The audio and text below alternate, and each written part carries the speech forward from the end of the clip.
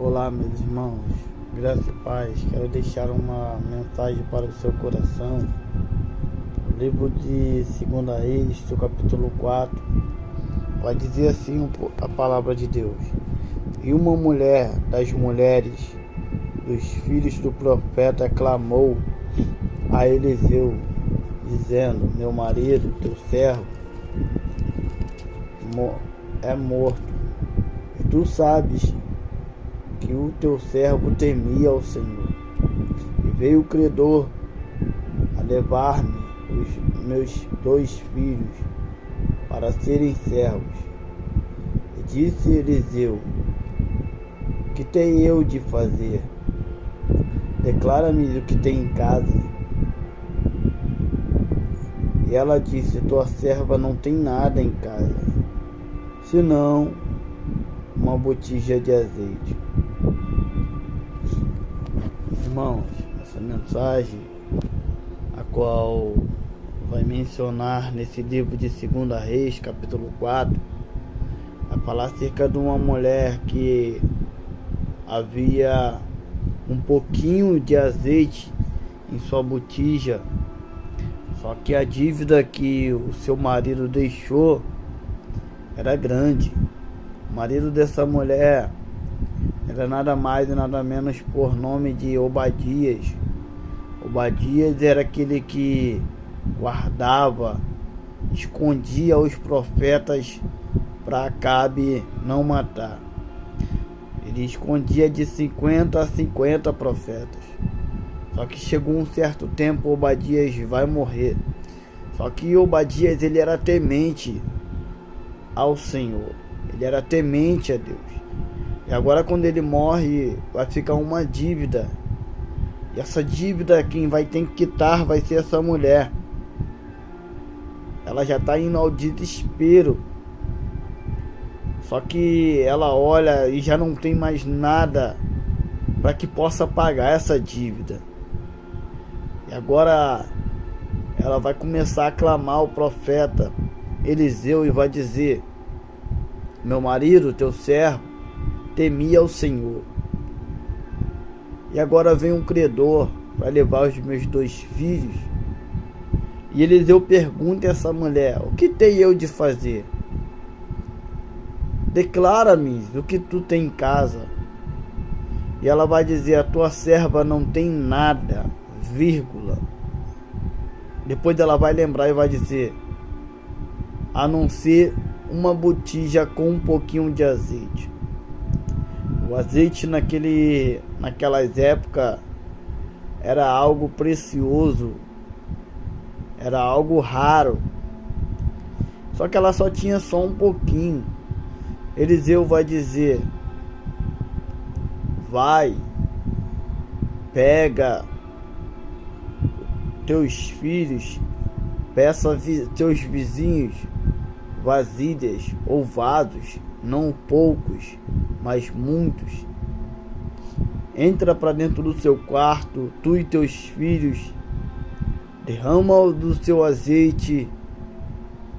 E quando ela obedece a ordenança do profeta Eliseu, ela entra para dentro do seu quarto. Observa que está dizendo: entra para dentro do seu quarto, é lugar de intimidade. E agora ele vai dizer: deita sobre tu e teus filhos o azeite. E o texto vai dizer que quando ela deitava, o azeite se multiplicava. Os vasos que estavam vazios, agora eles estão cheios. Mas Igor, eu não tenho nada, o que eu tenho é pouco. O pouco que você tem na sua mão pode se tornar pouco. Mas o pouco na mão de Deus se multiplica. Não será mais pouco, mas será muito.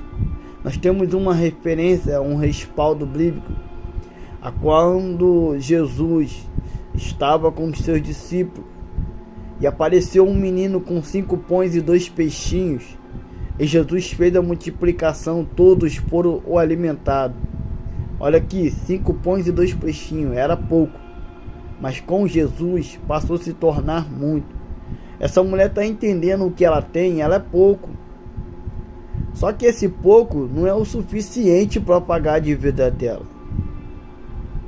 Só que quando ela vai e pede os seus vizinhos vasos vazios, não pouco, mas muito, a Bíblia está nos relatando também que ela tem comunhão com os seus vizinhos. Porque se ela não tivesse comunhão com os seus vizinhos, como é que ela ia pedir vasos para os seus vizinhos? Como é que os seus vizinhos iam emprestar a ela, se ela não comunica com os seus vizinhos? Às vezes, o propósito de Deus na minha e na sua vida não é pegar quem está cheio lá para encher quem está aqui dentro, não. Observa que o propósito de Deus na vida dessa mulher é pegar os vazios lá fora e o que está cheio dentro encher o que está vazio lá fora. E aí lá vai uma palavra para sua alma. De repente você está com um pouco de azeite, e o azeite cá para nós a presença de Deus. De repente você está dizendo: Igor, eu só tenho um pouquinho da presença. Mas é esse pouquinho da presença de Deus que vai contagiar, vai encher quem está vazio lá fora. A glória. Eu gosto disso aqui, quando ela pega vaso, ela pega os vasos vazios e ela está derramando o azeite. E por ela derramar o azeite, o texto vai nos referir que agora todos os vasos foram cheios. Observa, enquanto os vasos estavam vazios, o azeite estava se multiplicando. O azeite estava jorrando.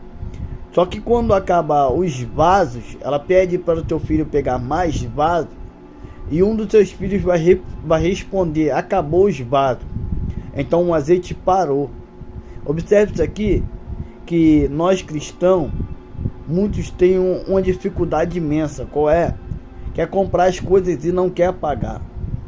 Quer comprar e não quer pagar.